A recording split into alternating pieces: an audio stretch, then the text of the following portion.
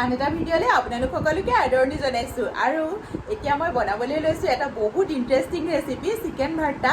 আৰু বহুত সহজ হয় ৰেচিপিটো আৰু খাবলৈ যে বহুত টেষ্টি হয়। তেতিয়াহ'লে সময় নষ্ট নকৰি বলকচোন ৰেচিপিটো বনাওঁগৈ। আৰু চিকেন ভৰ্তা বনাবৰ কাৰণে মই এইখিনি বনলেছ চিকেন লৈছোঁ আৰু বনলেছ চিকেনেই ল'ব লাগিব চিকেন ভৰ্তা বনাবলৈ, নহ'লে হাৰ্ডিবিলাক থাকিলে বেয়া হ'ব। এইখিনি প্ৰথমতে মই অকণমান বইল কৰি লৈছোঁ আৰু ইমানখিনি পানী দিছোঁ আৰু 1 চামুচ নিমখ দিছোঁ।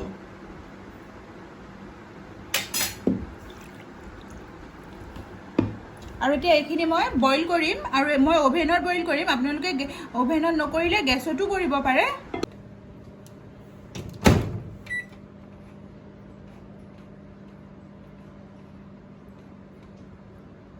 আৰু মই 10 মিনিটৰ কাৰণে বইল হ'ব দিছোঁ।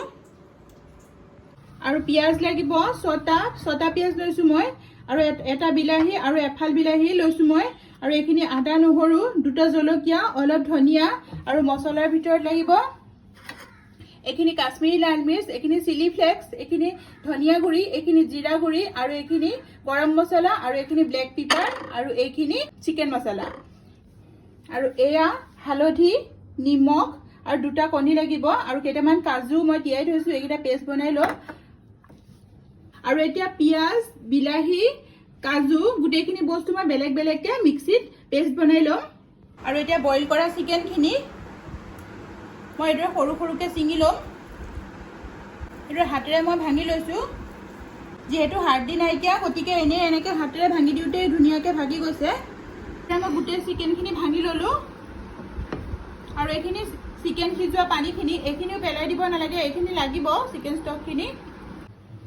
আৰু এতিয়া পিঁয়াজখিনি এইদৰে মই মিক্সিত মাৰি ল'লোঁ। তাৰপাছতে বিলাহী টমেটো পিউৰি বনাই ল'লোঁ এইখিনি। আৰু কাজুকেইটা মই ইমান মিহিকৈ পেষ্ট কৰা নাই, অকণমান থেতেলিয়াইহে লৈছোঁ মই এইকেইটা। আৰু আদা নহৰুকেইটাও অলপ থেতেলিয়াই লৈছোঁ। এইখিনি ধনিয়া কুটি ল'লোঁ, জলকীয়াকেইটা কাটি ল'লোঁ।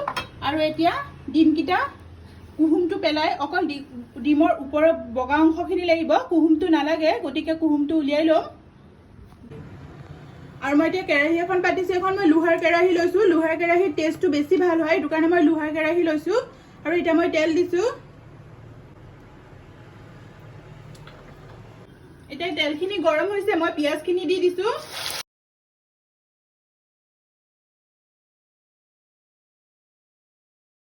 আৰু পিঁয়াজখিনি এতিয়া অলপ ব্ৰাউন কালাৰ হৈ গৈছে ভাজি ভাজি। এতিয়া মই আদা নহৰুখিনি দিছোঁ, আদা নহৰুকেইটা দি দিছোঁ ইয়াতে। আৰু লগতে টমেটো পিউৰিখিনিও দিছোঁ। আৰু এতিয়া এইখিনি অলপ ভাজি ল'ম। আৰু এইখিনি এতিয়া ধুনীয়া কালাৰ এটা হৈছে। এইখিনি অলপ তেল যেতিয়া ওলাব, বিৰিঙিব, তেতিয়া গম পাব এইখিনি ভজা হৈ গৈছে বুলি। এতিয়া মই হালধিখিনি দিছোঁ ইয়াতে। আৰু নিমখটো কমাই দিম, কাৰণ চিকেনটো সিজাওঁতে যোনখিনি পানী আছে সেই পানীখিনি ইয়াত ব্যৱহাৰ কৰিব লাগিব। আৰু তাতো নিমখ দিয়া আছিলে, সেইকাৰণে মই অলপ নিমখটো কমাই দিছোঁ এতিয়া। আৰু এতিয়া বাকী মছলাখিনি গোটেইখিনি মই দি দিম ইয়াতে মছলাখিনিৰ লগতে। আৰু এতিয়া মছলাখিনি ভজা হৈ গৈছে, এতিয়া চিকেনখিনি মই দি দিম ইয়াত।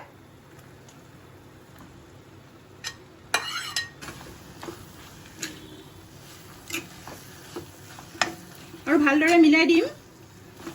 চিকেন সিজোৱা পানীখিনি সেইখিনি দি দিছোঁ মই অলপমান ইয়াতে।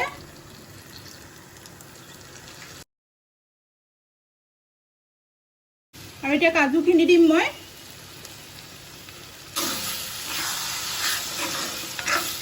আৰু এতিয়া সিজাই লোৱা কণীকেইটা মই কুহুমকেইটা পেলাই এইখিনি সৰু সৰুকৈ কুটি লৈছোঁ, বগা অংশখিনি। আৰু এইখিনিও দি দিম ইয়াতে।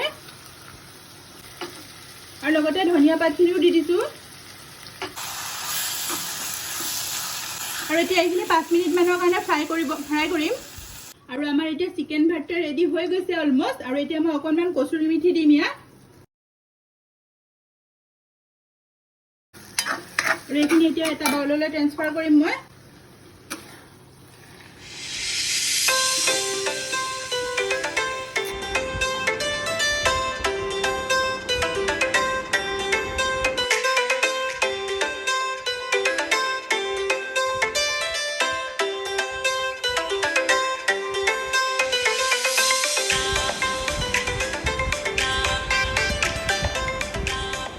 সো দেখিলে মই কেনেকৈ চিকেন ভৰ্তা বনালোঁ এইদৰে আপোনালোকেও বনাই খাব পাৰে আৰু আলহী চালহী আহিলে বনাব পাৰে আলহীয়ে আপোনালোকৰ প্ৰশংসা কৰি নেৰিব আৰু এই ৰেচিপিটো যে ভাতৰ সৈতেও খাব পাৰি ৰুটিৰ সৈতেও খাব পাৰি দুইটাৰ সৈতে খাব পাৰি আৰু খাবলৈ যে সঁচাকৈ বহুত টেষ্টি হয় আমাৰ ইহঁত দুটাই আজি বহুত ভাল পাইছে খাই পেলাই কৈ আছে বহুত ভাল হৈছে সো আশা কৰিছোঁ ভিডিঅ'টো আপোনালোকৰ ভাল লাগিলে যদি ভাল লাগিলে প্লিজ লাইক কৰিব শ্বেয়াৰ কৰিব ছাবস্ক্ৰাইব কৰিব কুইজ ব্লগৰ আন এটা আৰু ইণ্টাৰেষ্টিং ৰেচিপি লৈ পেলাই মই পুনৰ আহিম বাই বাই